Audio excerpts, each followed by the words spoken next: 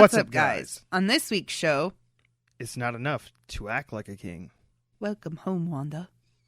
And he's Dom's brother? All that and more on this episode of One Giant Leap for Geeks. That's one small step for man, one giant leap for Geeks.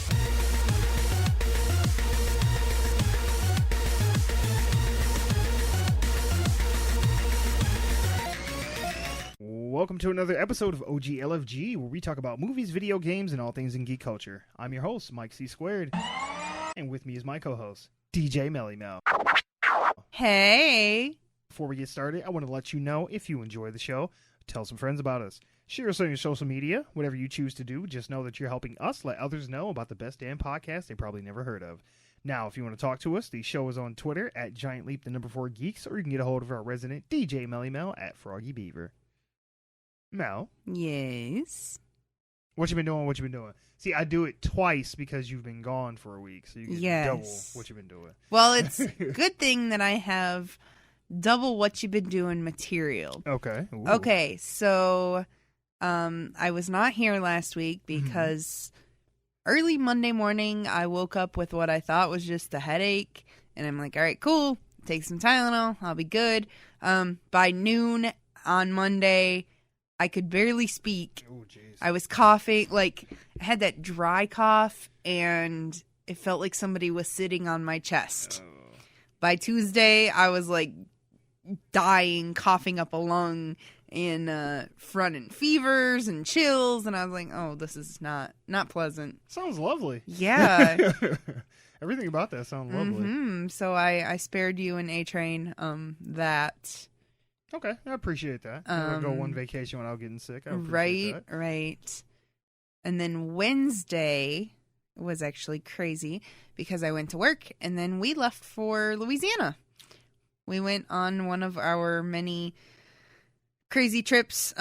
Thankfully, this one was not in the middle of the night, so we got to leave about 4 o'clock in the afternoon, which made it better. I like to travel day, night, day, as opposed to night, day, night. For some ungodly reason, that is horrible, and I am thinking that T-Money and I are going to just start doing 2 days, 1 night. Yeah. Call it good. Yeah. We went and we spent a weekend down there for the funeral for his aunt. T-Money unfortunately lost family members, so we had to go down for that, and to say it was a shit show from the moment that we pulled in would be an understatement. Oh, no. It was one of those? Yeah. Oh. Got people arguing and... Yeah, I was going to say drama. A whole bunch of drama. And T-Money and I don't do drama at all. And we got there and we looked at each other and I'm like, yep, sure glad that we just drove 20 hours. Right. To be here because this is ridiculous. Yeah. Next time we have to go down, we are not staying where we did. I don't care if it's an extra $100 for a hotel. I'm not staying in that house again. Yeah, sometimes it's best to just go ahead and get your own place to stay, and then that way it's like, you know, when you're done with the whatever thing that brought y'all together in the first place, you can go your separate ways. Yeah. Have your peace, yeah. It was almost so bad. We stayed until Saturday, which was fine. Gave us at least a little 1 night good rest. But T-Money was very, very close to getting back in the car and leaving Thursday afternoon once we got there. Damn. It was that bad. Damn. Yeah. Other than that, though? I mean, other than that, we're both slowly recuperating. Traveling across country really takes a lot out of you, especially when you travel via vehicle. Him and I are both extremely wore out. Like, I took a 40-minute nap before I got here. Nice. And it was like, okay, I laid on the couch. I was out instantly. That's how you know when you're tired. I'm looking at my shirt, and it looks like I've drooled on my shirt. So nice. Yeah. But all things considered, I think by this weekend we should be well rested and Good. better. Good. So what about you? Well, nothing that exciting. Didn't go anywhere. Didn't do anything fun. But if you follow the podcast on Instagram or Twitter or Facebook or something like that, you may have seen it. But if not, and if you did see it, then I will give you some context and explain. So I occasionally will post something about my personal life, or either on, I might share it on the podcast, just talking about it. But I usually try and keep my personal life close to the vest. Sure. I don't share a lot of my personal stuff on the podcast. Sure. We don't want to stalkers. Sure, right. Unless I deem it appropriate or I just find it, funny. Well, the other night I was on Instagram and I start getting messages from this girl. I have no idea who she is. Never talked to her before. I go to her page. The girl's sexy. Like she's like looks Latina and she's like just banging like top to bottom. All right, all about it. And I'm like, I don't know who you are, but sure, why not? I'm like, whatever. Well, let's see where this goes. And so they're like, hi, and I'm like, hello.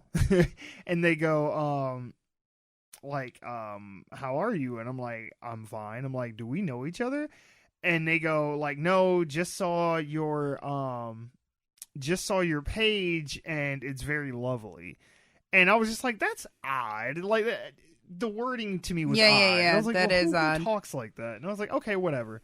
And then I'm continuing to talk to the girl, and she's like, in like 3 separate messages, it's like, how old are you? What do you do for a living? And are you married? And I'm just like, Jesus Christ. I'm like, that's a lot of questions. And I was like, here, we'll take turns. I'm like, I'll go first. I'm like, I'm in Michigan. And she goes, I live in Florida. And I'm like, oh, I've never been to Florida. Like, what's the weather like there? Right. And they're like, oh, LOL. And then they're like, what do you do for a living? And I'm like, you never answer me about the weather thing. But I was like, okay, fine. And then I'm like, I'm 33. I'm like, now your turn. And they're like, I would like to know this. Okay, this is, I have to read it verbatim, and I'm not, this is literally the grammar they use. We like to know more about you because I am single. Women, did you have WhatsApp number? And I'm like, oh no, you're catfishing, aren't you? And I'm like, it's all good, but sorry, I'm not that gullible. A tip though, next time work on your grammar and syntax. When you're pretending to be a single woman, then you don't say women. Women is plural while woman is singular. You're welcome.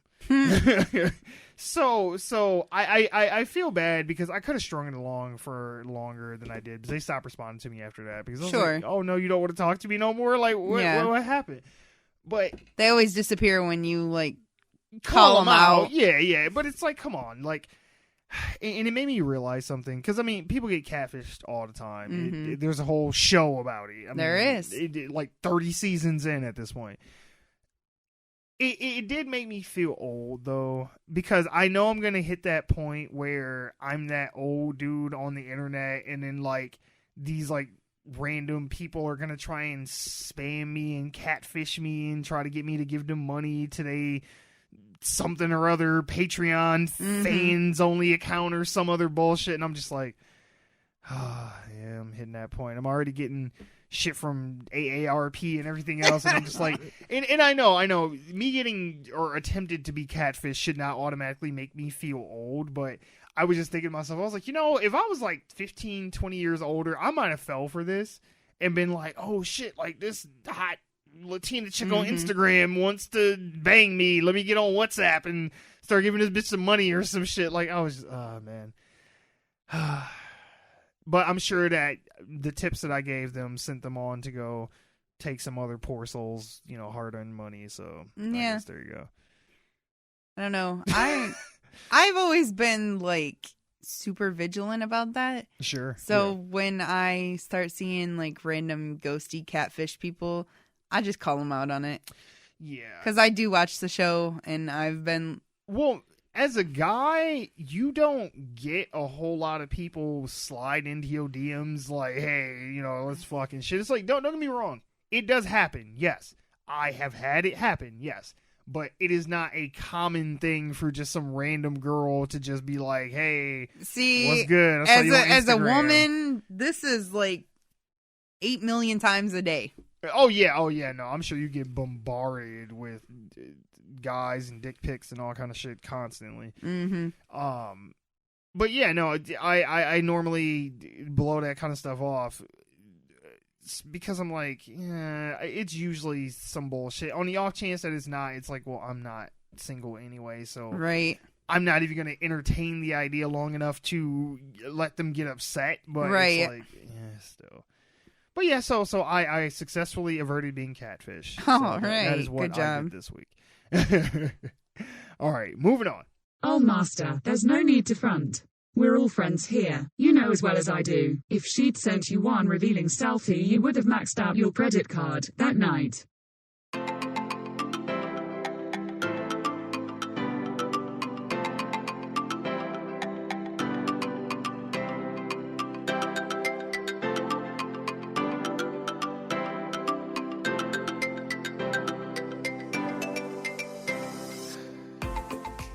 It's that time again for America's #1 show, Dumb Shit of the Week.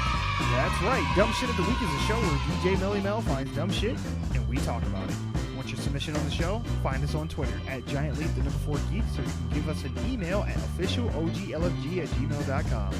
Now here's your host, DJ Melly Mel. Thank you. All right. So most of the dumb shit comes from stupid things that I find while laying in bed. You know, T-Money's contributed a couple of times. Sexy Lexi's contributed a couple times. This one comes from us from the great source of TikTok. Okay. Again. All right. It's called the baby drinking game. Okay.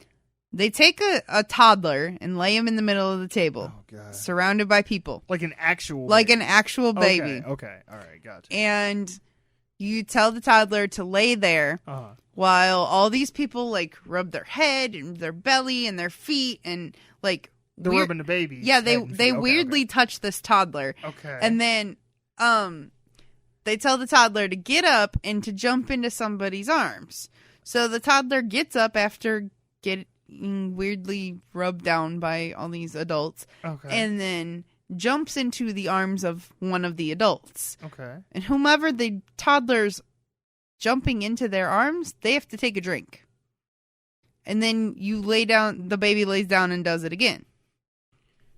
So it's a weird, like, a video that I'm going to post onto something later, probably Facebook and or possibly Instagram. Yeah, your look kind of matches mine the first time I saw it. I was like, what the fuck? First of all, I would not want a bunch of people randomly feeling on my toddler. Yeah, I find so many things weird about this video because, for one, the child looks like very disturbed by all this. Like the baby is just like getting his like arms and legs pulled in all these different directions, and he's just laying there like, what is happening? And they all start beating the table, and the kid has to stand up, and he's like jumping up and down. But like the people who are participating in this, half of the table don't look like they're even old enough to drink. Like there's one kid without a shirt. Well, he can't be like no older than like 12 or 13, and the kid that picks up the baby is definitely not 21. No. So I'm like, okay. I mean, sure, okay. Substitute those people out, have adults. It's still weird, and I don't necessarily know if I want someone who I know is inebriated to keep picking up my kid. No, yeah. It's like wouldn't it make more sense for the people who don't get chosen to drink as opposed to the kid? The person that is holding the child has to keep drinking more. Yeah. I'm like, so if the kid keeps going back to you, Uncle Dave, and you're shit-faced, halfway through the night, it's like, I don't want you picking up the little Timmy no more, Uncle Dave, because you're gonna fucking drop smash, him. Uncle Dave.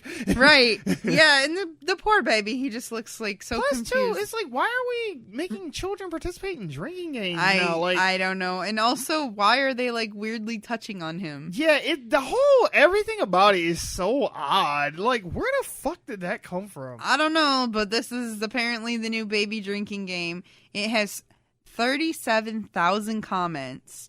Can we go back to the good old days? 40,000 shares. Oh my god. And 7.7 million views. So I anticipate this to be the newest.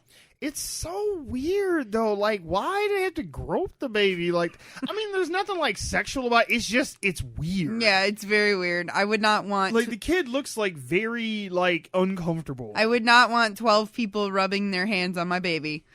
I would not want my baby to be jumping into the arms of somebody who continuously has to drink. Right. And then not only that, but it's just like, what are you teaching the poor kid at this point? It's like you're a prop for mom's drinking game when her friends come over. Like, I guess you got to entertain mama.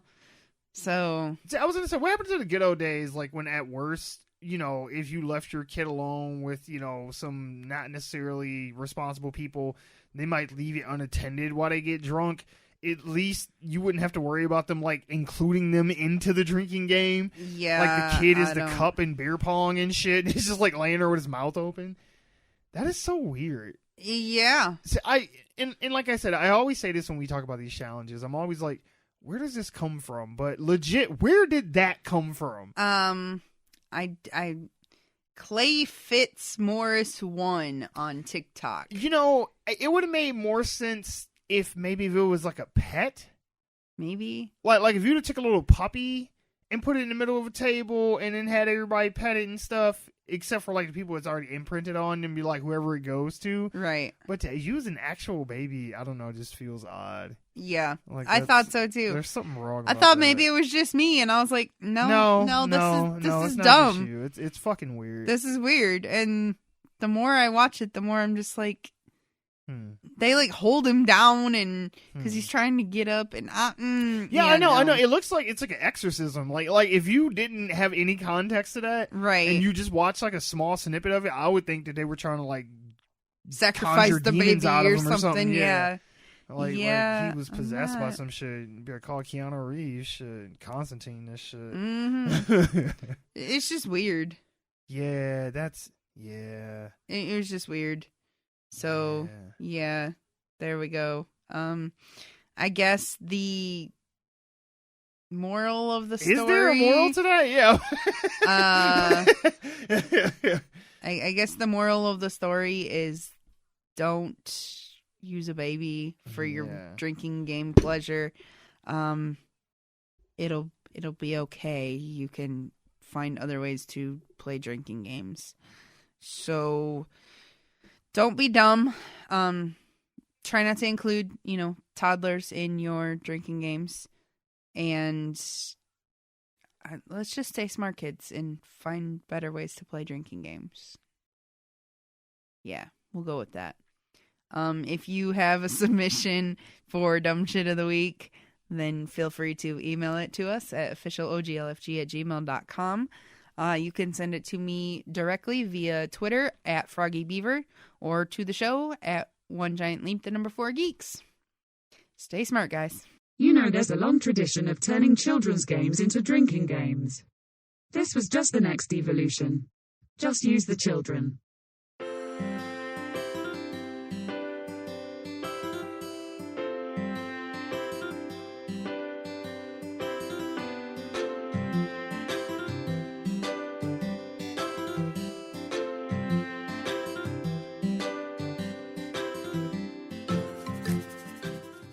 Okay, now, unless you've been living under a rock, you will know what I did there in a second if you watch the commercials during the Super Bowl. We just had Super Bowl Sunday over the weekend, and I don't care about the fact that the Chiefs won after 50 years of not being to the Super Bowl. Is that what it was? Yes. 50? Yeah, I don't give a shit. I have no investment one way or another, but I do love watching the commercials during the Super Bowl outside of watching for the trailers that come out. for the new movies that are going to be coming out for the new year. I always enjoy the weird little commercials. Like, I still remember back when they had the Taco Bell commercials with the Chihuahua. I remember love the Chihuahua. little pugs from Budweiser. Oh my God. The frogs. The frogs were the best. Yeah. So, like, all that kind of stuff. Like, I look forward to that for nothing else besides the game, just the commercials. But in order for us to do this week, I brought us on a special guest. Nate, go ahead and introduce yourself and tell people about the podcast. Hey guys, my name is Nate. I am a part of a group called Threat X3 Productions. As of right now, the current podcasts we've got a couple. We have one that's called Nerd or Nerd Radio. It's in 3RD because we decided to be cute on that. And that's for Nice. like general like pop culture. You know, we'll talk about like movies, TVs, comics, stuff like that. And then we have one called Noob, which is NEWB. Nice experience with buddies. Again, keeping on the trend of being cute. That's more of our like more video game show. We actually, if you play video games, if you've seen the Apex Legends Hubcast podcast, that's actually the same one. We just kind of rebranded it. So yeah, you can find those on all podcast platforms. Threat X3 Productions or Nerd or Noob, but that's the rundown, I think.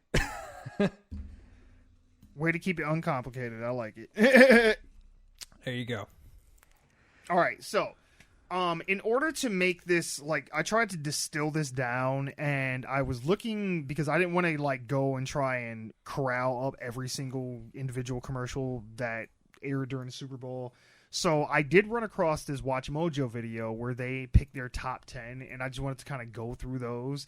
I don't necessarily care about what they chose as number 1 over number 8. I don't really care about that, but just I figured this was an easy resource to go through and pick through the commercials that they accumulated together. Now, one of the ones that they had for like their honorable mention, which was honestly my favorite, was the Snickers like Feed the World commercial. I thought that shit was hilarious. Now, remind me, was it like 2019 or was it 2018 when the one Kardashian sister got in trouble? She was like a social pariah for a while because she did that Pepsi commercial where like she tries to give the riot police to Pepsi and like squash the protest or whatever. Oh shit! I think that was like 2018. That might have been 2017. That's been a minute. Okay, yeah. I know it was in the last couple of years. Yeah, yeah, I know that was before the Cardi B commercials. Yes. And I remember it was a big hubbub about that, and people were really upset and pissed off and thought it was real insensitive. And I thought it was really cheeky for Snickers to come back a couple years later and just kind of parody that whole thing, because every company at some point or another has somebody in a marketing department will come up with the idea of, hey, wouldn't it be cool if we used our product to like help solve world hunger or like stop, like the violence in the Sudan or something like that? And it's like, the fuck are you talking about? Like, it's such a like obnoxious idea, and the fact that they like took the time to make fun of that, I thought was hilarious. Mm-hmm. Yeah, the fucking clear message from the Super Bowl commercials we got this year, at least from mine, is let's scare the shit out of everybody. I mean, a lot of these were genuinely like creepy. Oh yeah. Like obviously the biggest one being Momoa's. That one is pure nightmare fuel. Yes. Well, and that's one of the things too I never understand about commercials in general, let alone around the Super Bowl. I never understand how they're getting across the message of what they're trying to sell. Because everybody's been talking about that Jason Momoa commercial, but do you even know what it was for? I didn't know. It wasn't until I went and like looked at it again at the end. It said Rocket Mortgage. I was like, oh, that's right. That's right. Yeah, it's a mortgage commercial, but it's just like I didn't fucking know. Like, and even in the commercial itself, there's nothing about it that makes you go like. I mean, he talks about being at home and how like he can let his hair down and be comfortable or whatever. But I'm like, what does any of that shit got to do with paying a mortgage? Like, it was so fucking weird, man. But we're talking about it. I mean, it worked.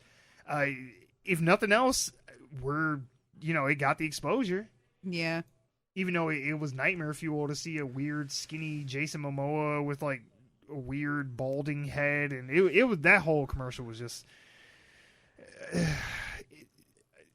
Very uncomfortable. That's Yes. just the easiest way to put it. Very Yes, thank you. uncomfortable. Yes. Worst thing imaginably possible. Yeah, thank you. Yes. Now, did I miss something? Like, did Little Caesars not deliver pizza everywhere? I don't know what part of the country you're in, Nate, but we're from Michigan, and Little Caesars has delivered pizza as far back as I can remember. Yeah. So I'm in Texas, currently where I live. As long as I've been here, which has been about 18 years, anyone that I've been near, they did not deliver. Are you serious? There might have been one in a college town, but I know now. Granted, where I used to live was a small town, like 5,000 people, so of course they wouldn't. But even where I live now, yeah, they don't deliver. At least from what I understand. So I think that this is more specifically them across the board. Like, okay, let's figure this out. Let's get that audience. But yeah, on my end, no, that's new information. That is crazy to me, man. It boggles my mind that there's any pizza place that doesn't deliver pizza. I remember the small town that I'm from. Our Little Caesars didn't deliver, but that was just because the whole town closed at 8:00 and right. nobody delivered. Right. I mean, you had You couldn't Mancino's. buy gas after. You had Mancino's, and that was about it. They were the only ones that deliver, and they only did till 10. So, Jesus. In my adult life, though, T-Money used to deliver for Little Caesars. Yeah. That's it. Yeah, it was crazy to me because as I'm watching the commercial, I'm like, I thought it was just about pizza, but no, the whole thing was Little Caesars delivery, the best thing since sliced bread. And I'm like, wait, what? Right. Did y'all not deliver some places before? So I guess shout out to everybody who gets Little Caesars delivered now who didn't before. I guess. I mean, that's kudos cool. to them. Yeah. Now, the one thing that I'll say that I think this year's probably been my favorite. So first off, I'm not a big football guy at all. Me and my wife, same boat. We actually watched the entire game, which was kind of new for us. But that also means I watched all of the commercials, which I usually don't. But I got to hand it to them this year. A lot of them are just knocking it out of the park in terms of creativity. Yeah, I mean, yeah. Of course Groundhog Day is not a big deal to me. I like the movie, but it's not been one of the cornerstones. But the fact that they brought him back and it was just a full commercial, that's cool. And then to me personally, my favorite's probably the Rick and Morty one, just because that's right, yeah. So on the nose, Rick and Morty. Yeah, I think I missed that one. Yeah, it was a Pringles commercial, and Rick and what's the daughter's name? Summer, yeah. They're sitting on the couch, and Morty comes out, and he's got all these cans of Pringles, and he's like, "Oh, hey guys," he's like, "Who wants to play the Pringles flavor stacking game or whatever, and see what combination of flavors you can put together and eat them?" And Morty tackles him to the ground, and he's like, "Oh, we've been infiltrated," and he rips his face off, and he's like a robot, and they tear the wallpaper off, and it's Pringles behind the wallpaper, and all these Morty robots come out with Pringle cans. It's yeah, I must have been sleeping during that one. Yeah. It's quick. We got stuck in a Pringles ad. Yeah. On the nose. But the Post Malone commercials, I thought were really, really funny. Yeah, it reminded me a lot of Inside Out or I think it's the first Men in Black where they have that one little alien that's controlling the guy's body. But it's tiny. Yeah. It reminded me of that too. Yeah, he's been in a lot of exposure lately. He's coming up in a movie with Mark Wahlberg here on Netflix too. I should say more exposure outside of music, I should say. Yeah, which it's one of those that it's actually fitting. Typically when you see that a lot of times where someone's breaking out from music, it's not good. Right. But everything he's doing, especially with those commercials, that's just him. He's not putting on a front, and it's enjoyable to watch. Right. So, yeah, I'm excited for that. I think it's called Spencer Confidential. Yes. Yep. Mm-hmm. I think. Yeah. So that one I'm in particular definitely excited for. Yeah. No. And then one of the other ones that I thought was really, really good was the Hyundai Sonata one, the Smart Pack.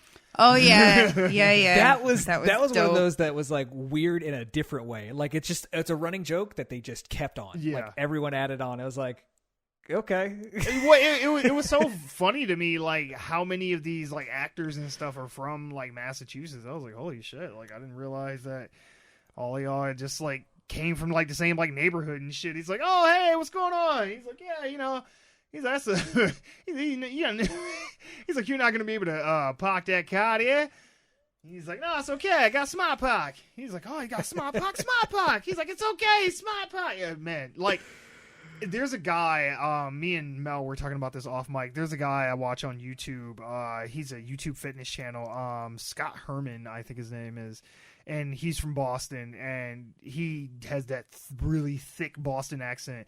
And anytime he's talking about like doing something weightlifting, he's like, okay, so what you want to do is you want to go pick up the barbell and you want to take the bar. And then oh God, it's so funny. So like, yes, it's a running gag that they beat into the ground like within the first like 30 seconds of the commercial, but I thought it was hilarious. And then it got the message across really well because I mean, I was not in the market for a new car, but after watching that commercial, I was like, that's fucking cool. Yeah. I'm like, yeah, no, I mean... I never sat and thought, man, I really wish my car could park itself, but now it's like, well, if it could, I probably would make it do it. Like that would be pretty sweet. My car has drive assist on it because Nate, you might not know, but recently I acquired a 2019 car, and it has like lane assist and driving auto assist, and you got the rear auto camera. brake lights and rear camera backup thing, and like it notifies me when something's coming up on my left or my right, and the car just coming. You're fucking up. Like, oh, sorry. I mean, it's not as cool as on your left. Sure. It blinks at me and makes a little noise. So I'll give it time. They'll set that up too. Yeah. Yeah, that would actually be cool if you could program it to say on your left. That would be right, fucking right. sweet. So I've got a question for both of you. So you've both seen The Mandalorian, correct? I've not finished it yet, but I've watched most of it. Yes, I have not seen it at all. Okay, but you're aware of Baby Yoda being an absolute thing. Absolutely. Mm-hmm. Okay. Do you think that the Planters commercial with the baby nut, which first off is terrible, absolutely terrible, baby nut for more than one reason, right? But do you think that is a direct like result of Baby Yoda being such a for sure, yeah. It was really weird when they had him talking like a dolphin when he first comes back, but I was like, okay, but yeah, no, it's very obviously they're riding that Baby Yoda train. Well, my first thing is like, why does he die? Like, why does Mr. Peanut, whatever, why does he need to die? That was my first question. Yeah. It's like, oh, we're rebranding. Like, okay, and apparently it cost $10 million for one of those Super Bowl ads. No, 5.6. 5.6. 5.6 for a 30-second commercial. Okay, so Planters paid $5 million to run a commercial. Like, did that make anybody want to go buy peanuts? Like, I'm like, who are they trying to reach with this ad that they weren't reaching already? Like, what demographic? They're like, oh man, we got to get those 13 to 15-year-olds. Like, I don't get it. I'm like, if you don't eat peanuts currently, I don't think any amount of Super Bowl commercials are going to make you be like, man, I really need to go buy some peanuts. No. They got a new Mr. Peanut. Yeah, no, more than anything, I think it brought out the savageness of how much people love Baby Yoda, because I can't tell you how many memes or just Facebook posts I saw that was like, I will literally like ground up Baby Nut and cook him over like Baby Groot's like limbs in order to feed Baby Yoda. Damn. It's just like, it's one of those, it's one of those that it's like, you just spent $5 million for people to be like, it's a knockoff and I don't care. Right, to basically drag your product. Yeah, it's like, you might have did more harm than good, actually. Yeah, but that one, I'm sitting here going like, first off, why did he need to die? But I was like, okay, I'm almost positive this is like because of Baby Yoda. And then that was my other thing too. Why is Wesley Snipes in this commercial? I was like, what the fuck? I don't know. That's a good point. He needed some money, I guess. Like Luis Guzman, who's in the Snickers commercial. I'm just like, what? Like, huh? Hey, all these people who got, like, as MC Hammer's the same way. Exactly, everyone who right? Tax evasion was in the Super Bowl this year, apparently. Pretty much. Right. It's like, hey, if you're hurting for some money, hey, man, I got a Super Bowl ad for you. All right, but yeah, I mean, but I think you're right. I think the overall theme we can take away from the Super Bowl ads from this year is that, for one, they were all really creative. Like, there's been some years in the past where I remember where there was like one standout and then the rest were just really forgettable. But this year, I think they did really well, like being creative. Oh yeah, they had a lot of memorable ones. Yeah, and it made it stand apart. And I slept through half the Super Bowl, and I still remember all the commercials. yeah, see, there you go. And I was going to say, and I think that they actually, in varying degrees of success, you know, got across the message for what they were trying to sell for the most part, I think. At least the Smart Pack. Or got the conversation going. Yeah, if nothing else. Yeah, people are talking about it. And like I said, that image of Jason Momoa is never going to leave me, so there is that. Yeah, and now I'll never see The Shining. Yeah, exactly, I'll right, just right. See, Bryan Cranston. Yeah, I know. Ugh. It was always good, though. Anytime I get to see Bryan Cranston do anything, I'm happy, though. That is true. That is true. All right, moving on. I would love to see a Super Bowl ad where a person walks onto a blank screen, talks about the product and why you should buy it, then walks off screen. Is that so much to ask for?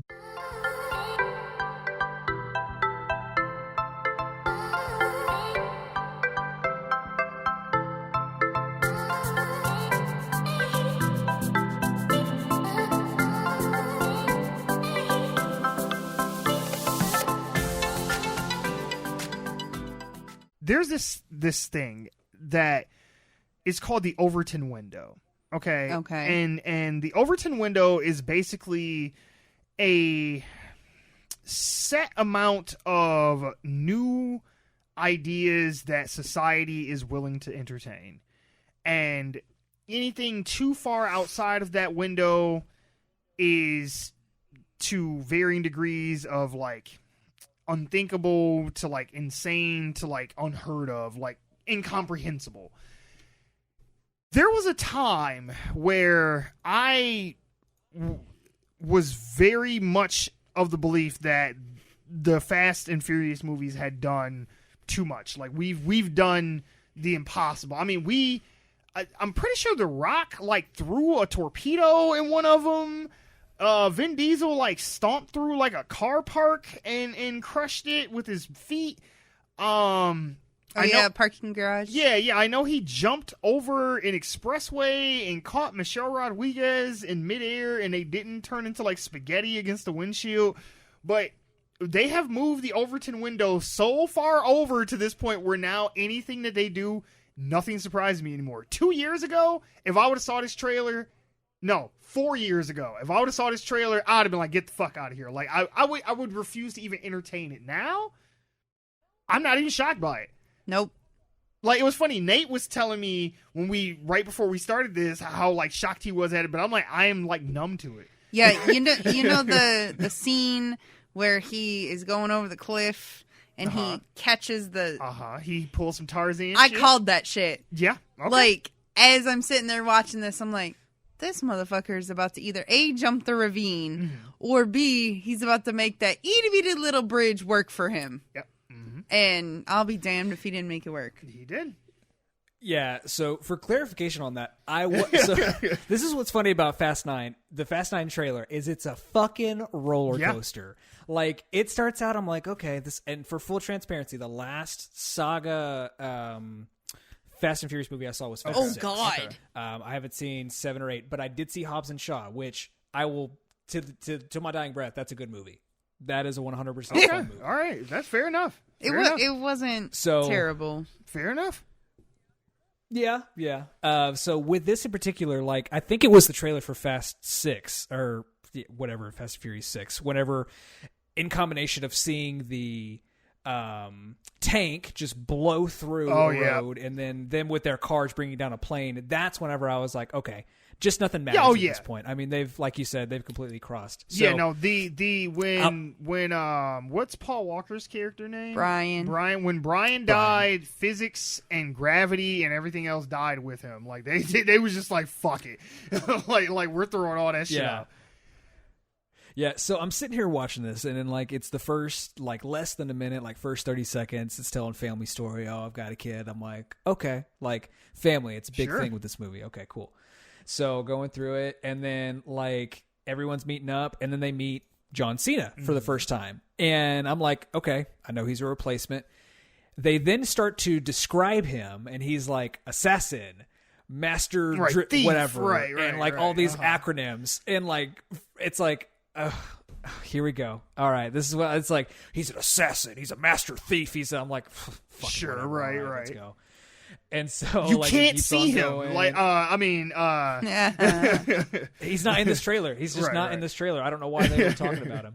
And then it's like, oh, it's his brother. I'm like, sure. I mean, I just got done watching Batman vs Superman again. It's same stupid shit. Wait, no, Whatever. that's Okay. where they lost me. Of all the crazy stuff that happened in this movie, I was like, wait, whoa, stop, wait, what?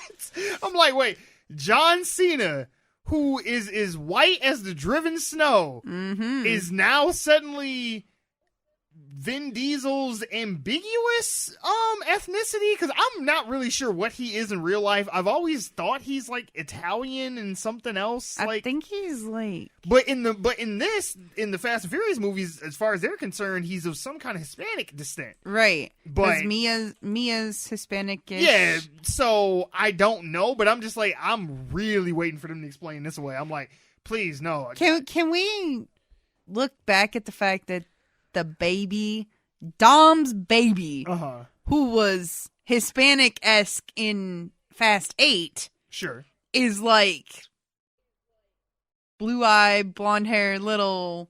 Yeah, He was a was little way confused like on the way baby too too, 'cause light I was to like, be. Was that supposed to have been Brian's kid? No, because I know it's not. that's but supposed to that's what was be throwing me off too. Dom and Letty's kid. No, it wasn't Letty's. It was No. the cop from Oh wait, I didn't watch Brazil Fast 8, so I or don't know. whatever.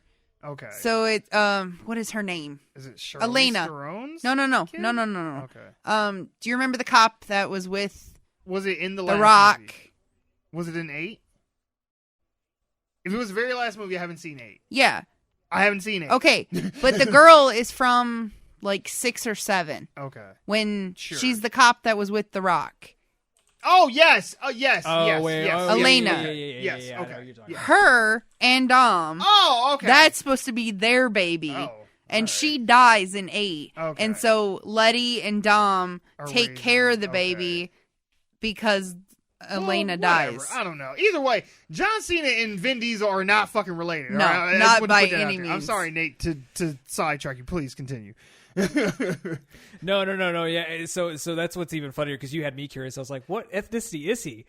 It does 100% say ambiguous ethnicity. He's a combination of German, Italian, Irish, Dominican, Mexican, See, and look. African-American. Wait, what? Yeah, Vin Diesel is Making like it up. 9 different ethnicities. Like, it don't even matter. Just like whatever corner of the world If you want. type in Vin Diesel ethnicity, yes, exactly. And so it's just I can get where you're coming from because with John Cena has actually been doing decently, pretty okay as an actor. Like I've enjoyed the stuff he's in. So we'll have to figure out how they're going to get it away from.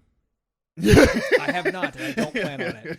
But Cockblockers was good. There was a couple other things he was in that I liked. But yeah, he from the trailer looks like a shoehorn character, like a legit replacement for The Rock. So them making him his brother makes it even worse. So we'll see how it plays out. But you know, it's showing all the action scenes of him being whatever they're saying. It's kind of fucking stupid, but whatever. They're in London, and it's at the part whenever they're like getting everything set up, and he goes, "Is that a Ford Fiero attached to a rocket engine?" Right. Or a Pontiac Fiero? And they're like, "Yeah." He was like, No. "It's cool." It's like, It's like, no, it's it's not. fucking I'm like, ridiculous, okay. man. I'm going to say all these guys have all this money with all these cars, and yet they're going to drive this fucking car that looked like they pulled from the original Fast and the Furious. Yeah, bullshit. This looked like some shit that they pulled out a Roadrunner cartoon. No, this like, looks like some from shit the Wile E. junkyard. Coyote would have put together to catch the Roadrunner. Like, just strapped the Acme rocket onto a car. Like, yep, light the fuse. Let's go. No, besides the vine swinging cars and the rocket cars and the magnet planes and all, I was and about to all say, this don't forget the other magnet ridiculous shit. Between all this craziness, I almost forgot, and you almost miss it. The most craziest thing that they do in the entire trailer. Mm-hmm. There is a moment, and it happens really quick. There is a moment where they are having a car chase, and there's a car that collides with another vehicle Dom is standing on top of a car. 2 cars smash into each other and hits him. He catches a car with his bare hand. He's like, The fuck, I must have missed out. Man, I tell you, it happens quick, but man, I'm telling you, did. he just like full on catches it like it's a big ass football, just clears to the chest. And I was just like, are you fucking serious? He's legitimate, like the other car, it's like on its side. He's standing on top of that car, and it flips over, and like he's right, he's catching it. And so, at that, I did notice it, but it was one of those like, okay, it kind of falls under the suspension of disbelief. Now, you said you saw Hobbs and Shaw. I didn't catch Hobbs and Shaw. In that, does he have some kind of like exoskeleton suit or something like that? So they do explain the crazy shit in that Idris Elba. He's legitimately enhanced or something. Okay, enhanced. Like they have like he's almost like cyborg like. So they do explain that, and there's a lot of. What's funny is there's suspension of disbelief throughout the entire movie, but yet you believe it. Like the only thing that seems out of place is Ryan Reynolds' character because he. And he acts like Deadpool because he like at one point he's like, "Oh, did you guys catch the finale of Game of Thrones?" Just shit like that. So. But yeah, I mean, it's not as bad as this, but because I was thinking like, okay, well maybe there's some bleed over from Hobbs and Shaw to this. Like maybe he's wearing that same suit that Idris Elba was wearing, and maybe that's why he can catch the car. Or maybe he has some nano machine. Because same thing with Han. How was Han not dead? Yeah, they blew him the fuck up. It wasn't like, oh, he was shot and we buried him. No, he was like. In pieces. Like there was not a funeral. They buried like a picture of him. Like there was no body. Like he was gone. So the fact that he's back, I'm like, so are we just making them like the Avengers now? Because they've been that for a while. But can we just go ahead and turn the page and just give them fucking superpowers already?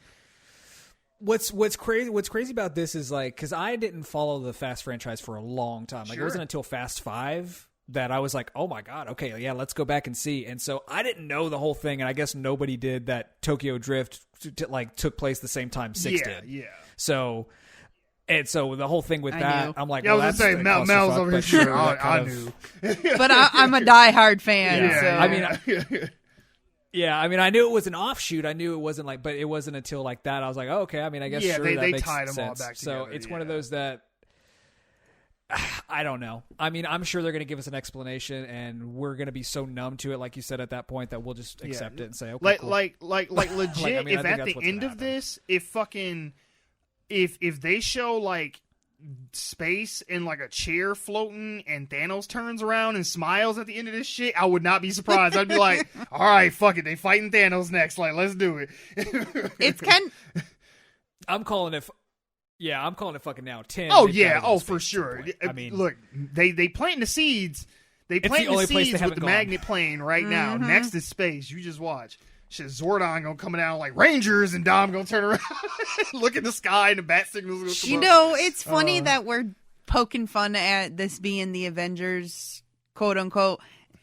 Because I'm sitting here scrolling Facebook, and I swear to God, I've just come across a post that said the Fast and the Furious crew might as just well be the Avengers from this point on. Yeah, they might as well, yeah. Look, have them fight Justice League. Look, shit, they can gang up against Superman, like whatever. Like I'm with it. I feel like Dom could take them. I'm sure he could. Yeah, I mean, he's holding up to that, 10 guys that are trampling on him? Yeah, I was going to say, and he catching cars, like, at this point, shit, make him the new Captain America. Shit, take that shield back from Falcon and give that shit to Dom. That's so wild. Like, that seems so wild. All right, but yeah, no, we got this coming out this summer, so, and I love how it's a saga now, too. Like, we're beyond a franchise. It's the saga. The Fast Saga, and I'm like, really?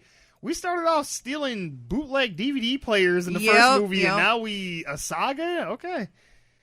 That's how it goes sometimes. Like I said, the Overton window has been pushed to its extreme, and like I said, at this point, nothing surprises me anymore, so just go ahead. More power to him. Do it up, Jeezy. All right, moving on. Christ. You have to treat these films like you do with cartoon physics. Gravity only exists when you look down. If you keep that in mind, you will enjoy the film much better.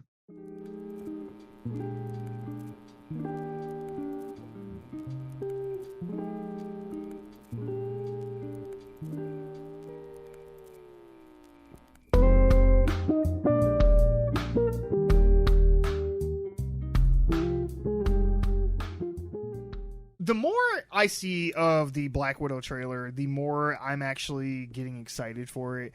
I was one of those people who, not because I'm like, oh, no one wants to see a female superhero movie or any kind of shit like that, but I just didn't think that character was strong enough on her own to justify her own movie. But the more I'm seeing this Black Widow, like the little snippets we've gotten here and there, like the full trailer we got before, and then like the cast that's in it, the more I'm starting to turn over a new leaf on this and be like, okay, I'm going to give this a fair shot, and I'm not going to be as hesitant about it as I was in the beginning. Because, I don't know, I mean, I love Scarlett Johansson as an actress. I love her as this character. I just don't know if she can carry a movie as Black Widow. I don't think so either. Like, I don't. I don't know, but I'm starting to get more sold on it, though. Yeah, so, I mean, for me, Scarlett Johansson by herself, I thought she was a pretty compelling companion to Cap in Winter Soldier. Like, I think that dynamic worked very well. Oh, yeah. I think they're going to be resting on the fact of her lore in general and the, like, kind of everything with the Red Room and then her sister and David Harbour. I think that's going to help take away from the potential worry of her carrying her own movie. Like, I think they're going to have it be a companion. Yeah, it's going to be an ensemble thing. It's not going to be just a her thing. And there's been rumors that Iron Man might pop up in here and have a cameo because it's supposed to be like a prequel before Endgame, I guess.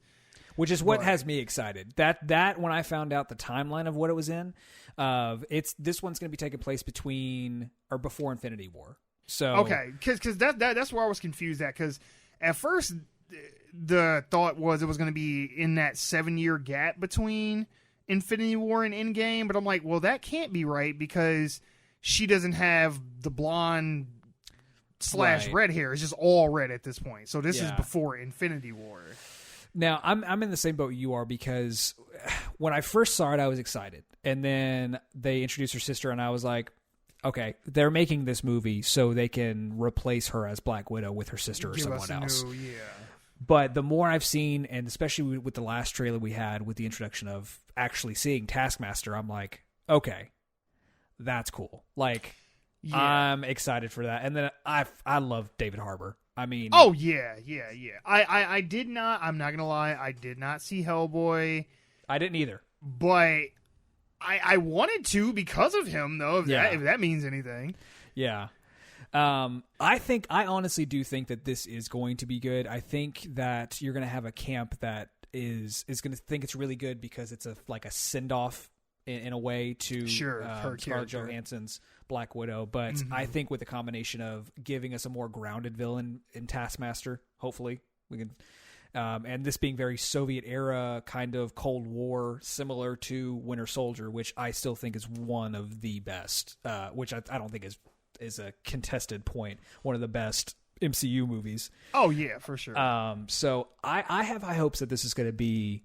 This is definitely not going to be Endgame. I don't think anything can be, but it's going to be. No. It's going to be a good, I think, supplementary. I guess if way you can put it, Marvel movie.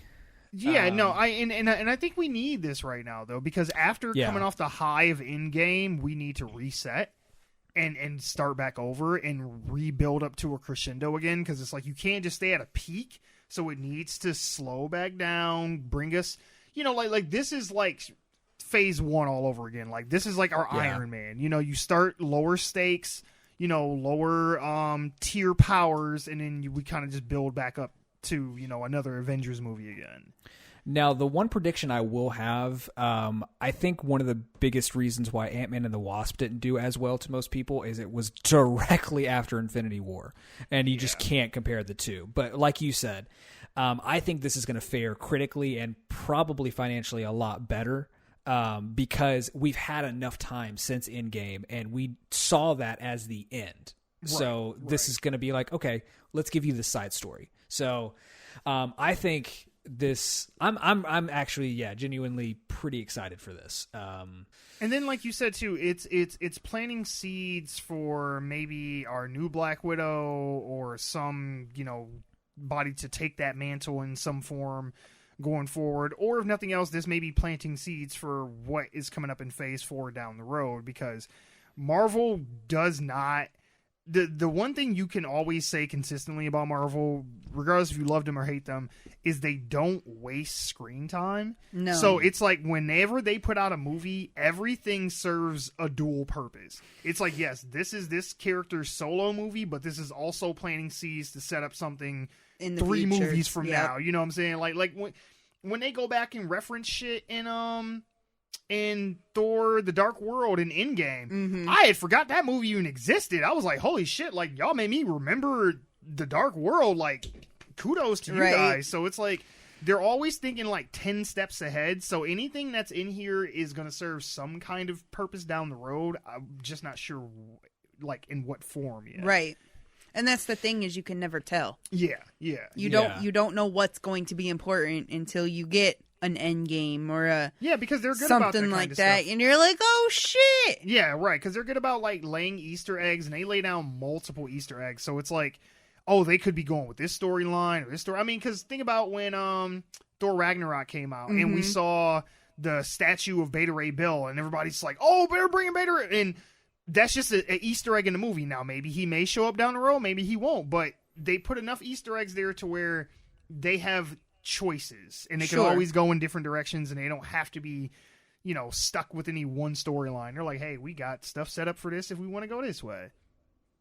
Yeah, and I just got to thinking about this too. This is going to serve as a really good palate cleanser / reset, like you were saying, because the very fucking next one we're going to get is Eternals, and that is gonna that has potential to be like in game towards the beginning. Yeah. Like it's just going to be batshit crazy. I mean, I'm probably hyping myself up because I'm expecting we're going to get the introduction of mutants. That's the first movie we're going to see that in. So I could be totally wrong on that, but I mean, the Eternals themselves is a gigantic crazy story. Oh yeah. Well, I don't know if it's going to directly tie into mutants, because I think that's still a little bit off, but I do think they're going to start planting seeds for like the Celestials, or I guess expanding that, because they've already brought them up a couple times with the Guardians movies, but I think they're going to start opening that stuff up, because now that we have all the Fox characters, now they can start talking about Silver Surfer and Galactus and shit like that, and like the Living Tribunal and all that kind of shit. So just I think they're going to start setting up more of the space shit. So then once we do come back, because we still haven't really done nothing with the Nova Corps and Guardians. Yep. Like, we don't know what Thor: Love and Thunder is going to be about yet. So I think they're going to start planting these space seeds more. Because, I mean, now that we've broken the seal with Guardians, I mean, the sky's the limit. You can do anything at this point. I mean, how he fought Ego, the living planet. Like, who the fuck thought that was ever going to be in a movie? Like, True. Or it was Kurt Russell. Exactly, Like, right. I'd have believed it. I'm like, man, if you'd have told me that shit, I would have been like, man, okay, like, well, like, I hope you got a side job set up after you get fired, because this is not going to work. But yeah, no, so we got Black Widow coming out in May of this year. Yep. Yeah, I do believe. I think the first week of May. Yeah, I think May 1st. Yeah, the first. All right, moving on. By the end of this film, can we get David Harbour's Red Guardian to be the new Captain America? We need an overweight, bumbling, screws-loose captain to better reflect our current society.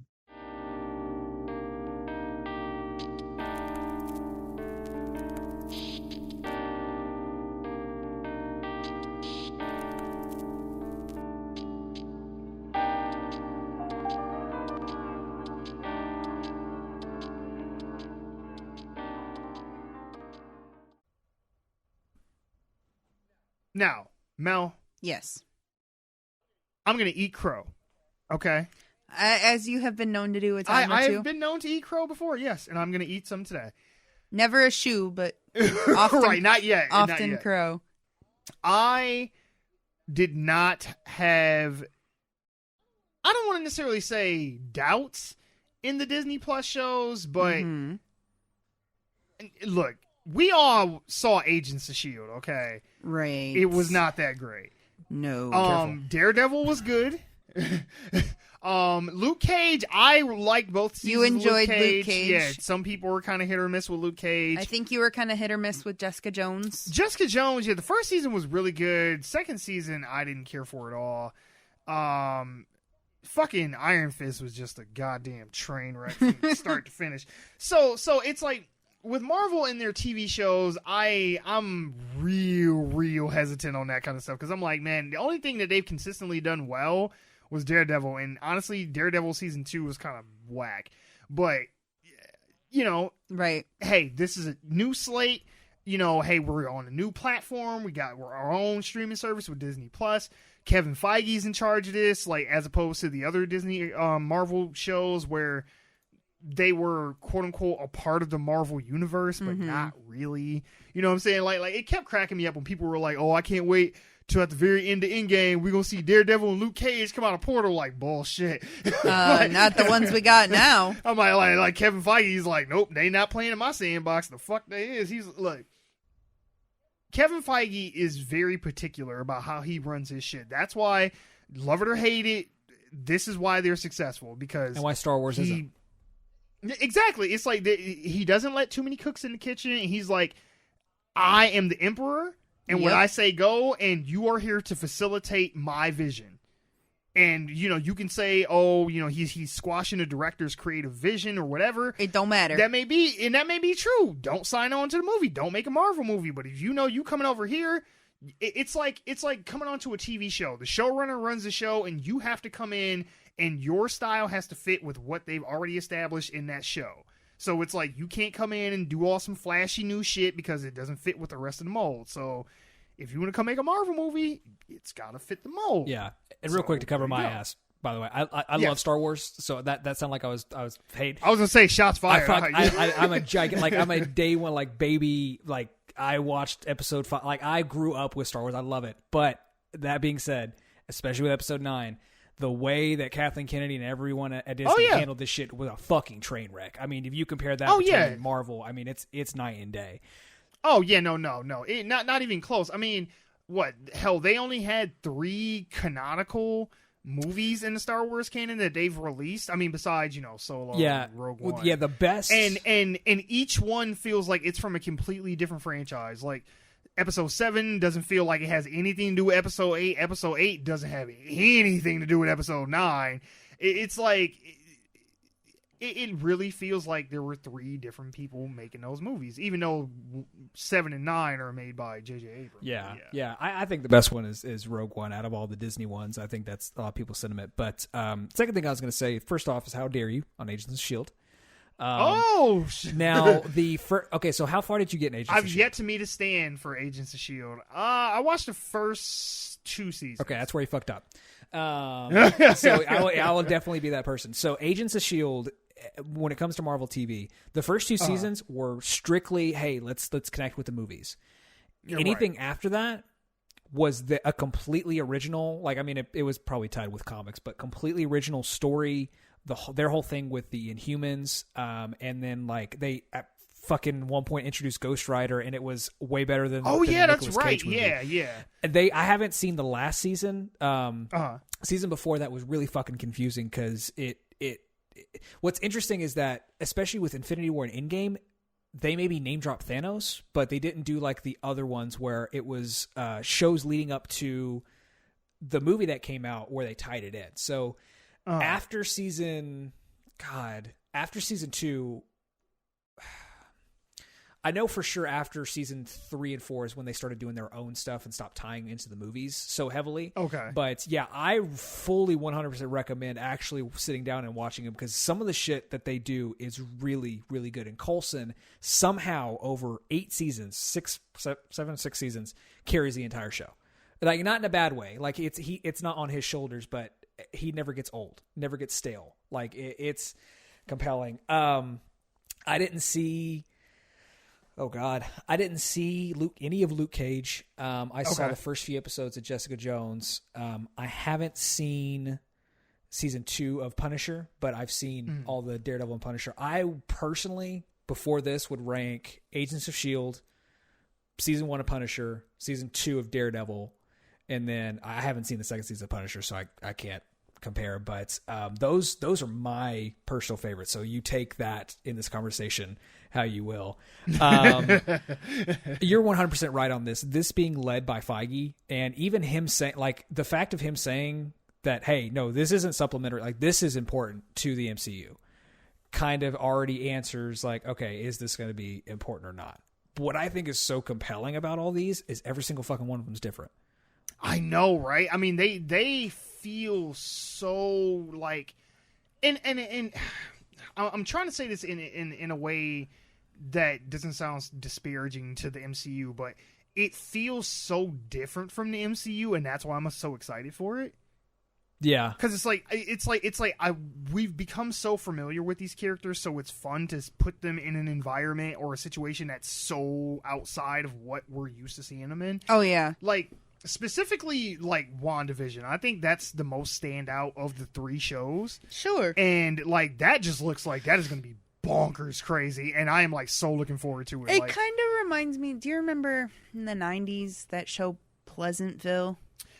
That movie, yeah, with Tobey Maguire and Reese Witherspoon, yes, and I do had remember that. Paul Yes. Walker in it. Yep. That's kind of what it gave me a feel for. Yep, Pleasantville. Yes. Like it's gonna be like something like that. Well, from what I understand, it looks like they're kind of gonna be like time and genre hopping through like old sitcoms. Mm-hmm. So like some of it will be like I Love Lucy or Sure. like The Brady Bunch or Married with Children or Family Matters or something like that. So like in the little snippets you see, that's why like in some of them she's in black and white or she has like that crazy 80s hair or she looks like, you know, she's in the 70s from like The Brady Bunch and shit. And I was like, that's cool. Yeah. And I guess the whole thing is like this is all in her mind, and this is supposed to tie into Doctor Strange's movie, in the Multiverse of Madness, I think is what something it's called. like that. Yeah, yeah, because Scarlet Witch is going to be in his movie, Right. Because I think that's kind of what they're doing going forward now. Is they're going to kind of drop the solo movies and they're going to kind of do like a Thor Ragnarok with everything now, Like so duo it's like movies. team up, like little smaller Avenger movies. So it'd be like everything's a Civil War or a Thor Ragnarok now. So it's like. an You know, ensemble. we're done doing Yeah. solos, yeah. Which I'm totally cool with. I would, I'm if down we do with. nothing but buddy cop movies from here on out, I'm totally down with that. Yeah, that's why so I agree with you, and something I find really interesting, especially about WandaVision, I'm actually like scrolling through it now. If you kind of go step by step, like after it kind of does all the flashback stuff and it's Scarlet Witch in the black and white world, it looks like something's going on, like something world is affecting. So it could be it's in her mind, or it's something that's actually bending realities. Like they actually give you a taste of what could be the reason why they're hopping so much, which I find super interesting. But I gotta say, I'm really excited about Falcon and Winter Soldier. Oh yes, That looks dope. Because, yeah, it looks like they were probably some of my favorite parts of the Captain America trilogy. I mean, to be honest, and like the fact that they're playing around with U.S. Agent, like that we get to see what the world is like after Captain America, after Endgame, like to everyone else, and it's grounded in that way. And then Loki, I don't fucking know what's going on. They didn't give us anything. No, they really literally gave us nothing for that show. Yeah. Like, you get that one shot. Well, but to be fair, they haven't actually started filming his show yet. I think they filmed that little thing just for that Super Bowl spot. Probably. Because his show isn't coming out until 2021. So they haven't even started filming his shit yet. So I'm like, the fact that they showed anything from his, I was shocked. See, this is what I'm worried about with Falcon and Winter Soldier. When The Watchmen came out, did you watch Watchmen at all? Not the HBO series. Okay. I would say if you have even the slightest interest in it, do it. Watch it. It is. I do. Totally I plan worth on it. It's just backlogged. But there was a lot of people, they got their feathers ruffled about that show because it deals a lot with like race relations and like the Tulsa massacre and like a bunch of other shit that's happened and in American history. And they're like, oh, well, you know, they made Watchmen too woke and this and the other. And I'm like, Watchmen was always woke. Did you not read Watchmen? Like, the whole fucking thing is about the Cold War. Like, what are you talking about? It's always been political. And Rorschach is like a far right wing, like he's damn near alt-right. But anyway, that's besides the point. The point is that I'm worried that with this, that people are going to be like, oh, they're making the MCU too political or even more SJW than what they already claim it to be. Because his whole story in this show is going to be basically, outside of the Baron Zemo stuff and things like that, is how the U.S. government doesn't feel comfortable with Sam Wilson being Captain America and them giving it off to U.S. agent and him being the new Captain America, and how he has to deal with that. Because the very first thing you see right when this trailer opens up is Captain America's shield, and then you see Sam Wilson's, black hands pick the shield up and then throw it after that. It's like, this is the new Captain America. Yeah. And I'm curious how people are going to react to that. So I didn't know specifically that kind of premise of what they're looking. So you saying that makes me more excited, because that's like Civil War. Of course, it's not. I love Civil War. It's not my favorite Captain America, but I loved the whole thing of it being so political, the Sokovia Accords. So the idea of people not accepting Sam, and they don't accept him because he was with Captain America in the treason, quote unquote, from Civil War. So I like the idea of the government being like, hey, let's pick someone that we picked and we can control instead of someone like this. So that is compelling. And of course, Baron Zemo, I thought he was a great villain in Civil War because it was so heartfelt and you understood it, just like kind of with Thanos. So I'm excited that we're going to get more screen time with him, though I'm curious what his motivations will be this time around. Yeah, especially too because now it seems like they're leaning a lot harder into his comic book origins with his whole mask and all that shit, because they kind of stayed away from that in Civil War, which was fine because I never cared about him as a character anyway. So it's one of those things where, like, I feel like depending on how popular a character is will dictate how much you can change it and the audience won't care. Because if it's like an obscure enough character, you can do really anything with him and nobody will give a shit. Right. So with like Zemo, he was one of those ones where it was like, it didn't bug me, but this time maybe we'll get a more comic book accurate Zemo this time around. Yeah. I think no matter what, I'm going to trust them, especially with how much effort they're putting in saying how important these are. I mean, they're going to be nothing short of great. I'm actually scrolling through and I'm getting to the part with Loki, and one thing, and this is and this is definitely harebrained. I don't think this is going to be the case, but there's an interesting logo on his outfit, on his uniform, and the first part looks like a T. Yeah. So from what I understand is, and this is like really obscure too, the logo says TVA, and it's the Time Variance Authority, and basically they're like time police in the Marvel universe. Okay. Because remember last time we saw Loki, he jumped out of the 2012 Avengers movie, and now he's just off in the winds with the fucking cube and shit. And does he have the cube? He does. Okay, yes. Okay, so yeah, he does have the Tesseract, and he's lost in time somewhere. But apparently at some point or another, he will get caught by the Time Variance Agency. So they're addressing, because that was what my biggest fear after Endgame, because I'm like, okay, now that we've opened up the time travel genie, we can't just pretend like that don't exist no more. Right. And be like, oh, we can't travel through time because we don't have... Look, as long as Ant-Man exists and you have Pym particles, there's always going to be the issue of why can't we just go back in time? Why can't we just go back in time? So it's like they're going to have to do something to address that, to not make this a constant, fallback. So if they police it, make it a thing like, okay, you can't do it, you'll get in trouble, blah, blah, blah, then that will take that option away, so that won't be a constant fallback of, hey, why don't we just go back in time?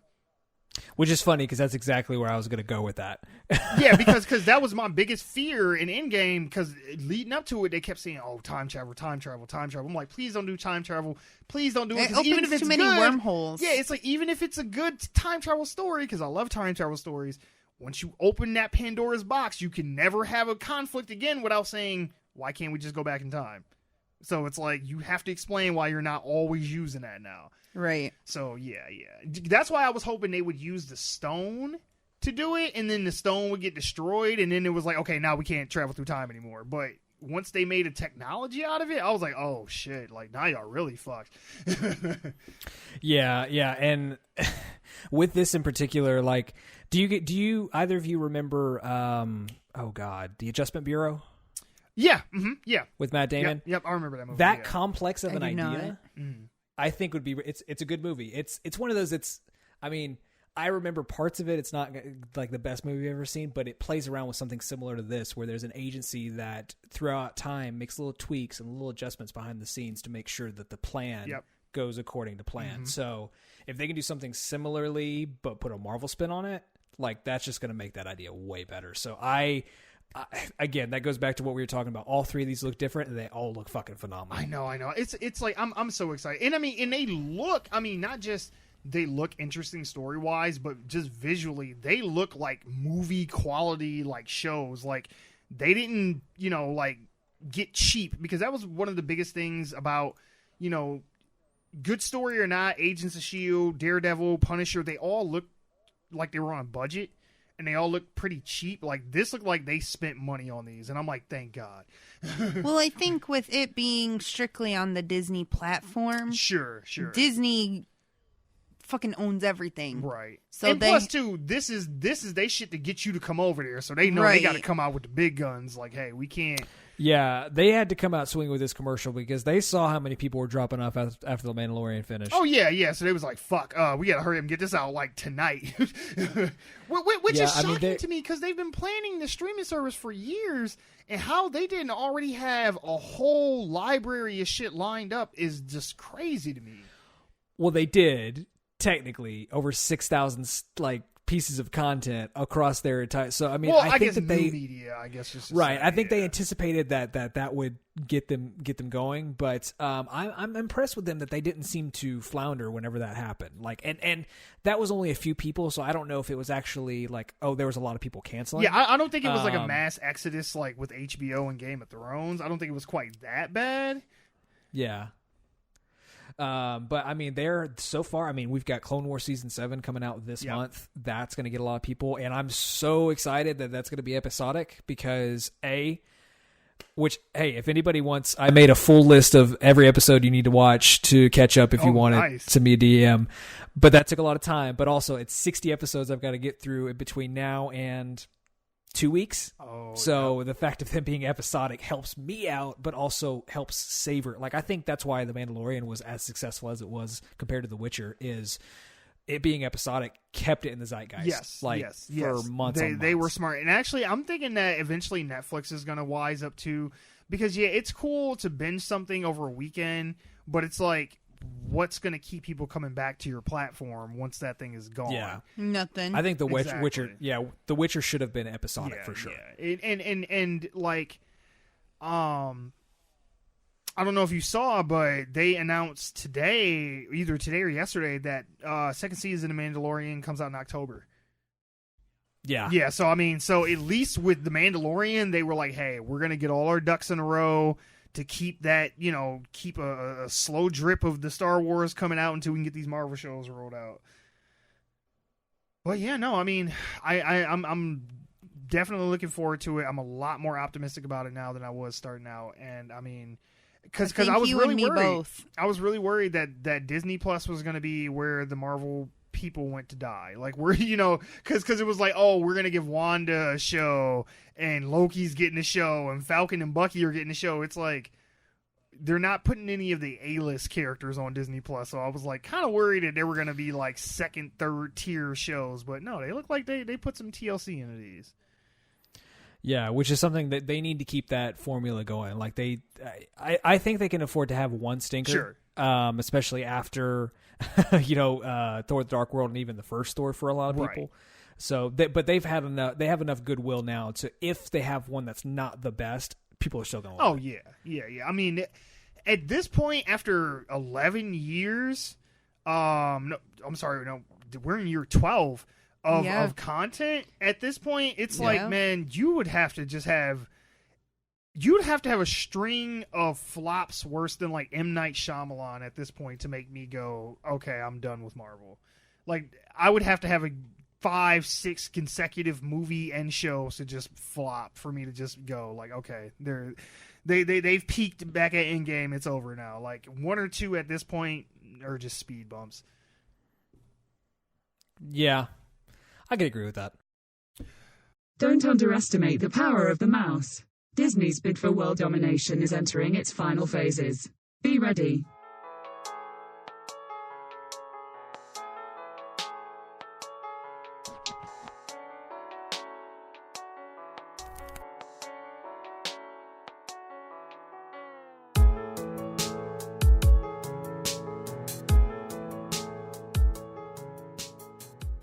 I'm really disappointed in myself because I couldn't think of any kind of fun little song or funny thing to do for the gentleman. I don't know.